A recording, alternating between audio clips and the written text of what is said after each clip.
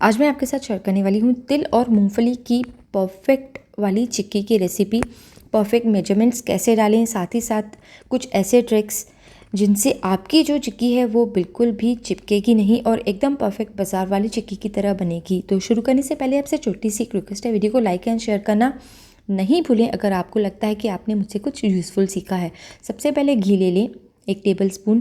घी लेने का रीज़न ये होता है कि जो भी मीठी चीज़ होती है वो आपस में चिपक के आपको तंग नहीं करती, यानी कि जल्दी से मेल्ट हो जाती है और चिपक के एक बड़ी वाली गुठली नहीं बन जाती। तो ये देखिए, गुड़ डाल देना है इसमें 1/4 कप। गुड़ को बहुत अच्छे से खीस लेना है। हो सके तो चिक्की का गुड़ बाज़ार में बहुत इजीली अवेलेबल होता है, वो ले लें। अगर वो गुड़ नहीं ले रहे हैं, रेगुलर गुड़ ले रहे हैं, तो आगे चल के एक छोटी सी ट्रिक ज़रूर ट्राई करें जिससे आपकी चिक्की चिपकेगी नहीं। इससे अच्छे से मेल्ट करें और बहुत अच्छे से रिड्यूस करें, यानी कि थोड़ी देर तक घुमाते रहें। तो गुड़ को इस तरीके से रिड्यूस करने का रीज़न ये होता है कि गुड़ में तकरीबन 30% तक पानी होता है और जब तक हमारे गुड़ का पानी इवेपोरेट नहीं होगा, निकल नहीं जाएगा, हमारी चिक्की कड़क नहीं बनेगी। तो ये देखिए, जैसे ही इसमें झाग आना स्टार्ट हो जाए तो लगभग इसका पानी ख़त्म होना स्टार्ट हो जाता है, तो ये कड़क होना स्टार्ट हो जाता है। तो सबसे पहले इसी स्टेज पे आप एक बार एक छोटी सी वटी में पानी ले लें और फिर जो हमारा ये गुड़ का मिक्स है उस मिक्स को उस वटी में डाल के देखें कि क्या ये जो मिक्स है वो अंदर जाते ही एकदम कड़क हो गया है। अगर आपको लगे कड़क हो गया है तो समझ लीजिए आपकी जो चिक्की है वो कड़क बनने वाली है। अदरवाइज़ अगर ये सॉफ्ट निकले जैसे अभी है, यानी कि आपको इसे और थोड़ी देर तक अच्छे से चला लेना है। ये एक ट्रिक है जिससे आपकी चिक्की एकदम कड़क बनेगी। लेकिन आपकी चिक्की दांतों में नहीं चिपके, इसकी भी एक छोटी सी ट्रिक है जो मैं आपके साथ आगे चल के शेयर करने वाली हूँ। तो अभी मैं फिर से दूसरी बार इसका ज़रा सा हिस्सा लेके वटी में डाल के देख लेती हूँ। अब ये एकदम कड़क वाला नीचे जाते ही टक करके आवाज़ आई, यानी कि ये बहुत अच्छे से कड़क हो गया है। अब आती है बारी इसमें एक सीक्रेट इंग्रेडिएंट डालने की। तो जो हमारी चिक्की है वो दांतों में नहीं चिपके, इसके लिए हम इसमें ऐड करेंगे बिल्कुल ज़रा सा खाने का सोडा। तो होता ये है, खाने का सोडा डालने के बाद ये जो हमारा गुड़ है ज़रा सा एक दूसरे से अलग हो जाता है और वो दांतों से चिपकता नहीं है। ये देखिए, ज़रा सा खाने का सोडा मैं इसमें डाल देती हूँ और फिर सारे इंग्रेडिएंट्स को अच्छे से मिला लेती हूँ। तो माप ये होता है चिक्की का, जितना भी आप गुड़ ले लें उतने ही आपको दूसरे वाले इंग्रेडिएंट्स लेने हैं।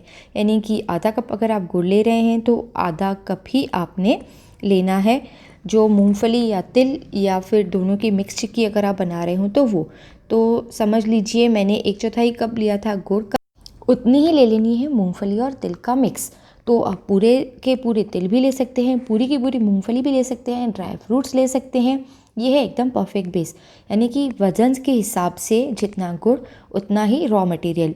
दोनों को बहुत अच्छे से मिक्स कर लें, लेकिन इस बात का पक्का ध्यान रखें मिक्स करने से पहले गैस को बंद कर दें। जब मैंने सोडा डाला था तभी उसको उसी वक्त गैस को बंद कर देना है। सारे इंग्रेडिएंट्स बहुत अच्छे से मिक्स कर लेने हैं और प्लेट को पहले से ही ग्रीस करके रख देना है। ये स्टील की प्लेट मैंने ली हुई है, उसे पहले से ही मैंने ग्रीस करके रखा है, क्योंकि ये जो गुड़ है ये फटाफट से गुड़ जमना स्टार्ट हो जाता है। तो अब करना ये है कि इसे डाल दें थाली में बहुत अच्छे से और एक बहुत ही फ्लैट बेस वाला बर्तन ले लें, वाटी ले लें, कुछ भी ले लें, उसे बहुत अच्छे से ऑयल कर दें और फिर हल्के हाथ से इसे इस तरीके से प्रेस कर लें। तो हल्के हाथ से इसे इसलिए प्रेस करना है क्योंकि ये जो गुड़ है ये गर्म है और ये प्लेट से चिपक जाएगा और हमें इसे निकालने में बहुत प्रॉब्लम होगी। बिल्कुल ही हल्के हाथ से इसे अच्छे से प्रेस कर लें और इसे बहुत ही अच्छे से पसरा लें और उसके बाद इसके ऊपर जब ये गीला है तभी से ऊपर से ज़रा से कट डाल दें ताकि हमें बाद में चौकोनी चिक्की मिले। अब इसे ठंडा होने के लिए रख देना है तकरीबन 1 घंटे के लिए, जब तक कि ये स्टिफ़ नहीं हो जाता। 1 घंटे के बाद मैं इसे आपको निकाल के दिखाती हूँ। अगर ये थाली से इस तरीके से बहुत ईजीली निकल जाता है, यानी कि ये बहुत ही बेहतरीन चिक्की बनी है, एकदम कड़क बनी है, नहीं चिपकने वाली बनी है। तो अगर आप और दूसरी चिक्कीज़ ट्राई करना चाहते हैं तो मैंने एक बहुत ही हेल्दी वाली खजूर की चिक्की की रेसिपी बनाई है, वो भी ज़रूर ट्राई करें। बहुत बच्चों के लिए तो बहुत ही हेल्दी होती है। और एक नारियल की चिक्की भी बनाई थी, वो भी ज़रूर ट्राई करें। निकल रही है ना एकदम परफेक्ट माप पे। तो अगर आपको रेसिपी अच्छी लगी तो वीडियो को लाइक एंड शेयर करना नहीं भूलें, हाँ, और मुझे सब्सक्राइब करना नहीं भूलें।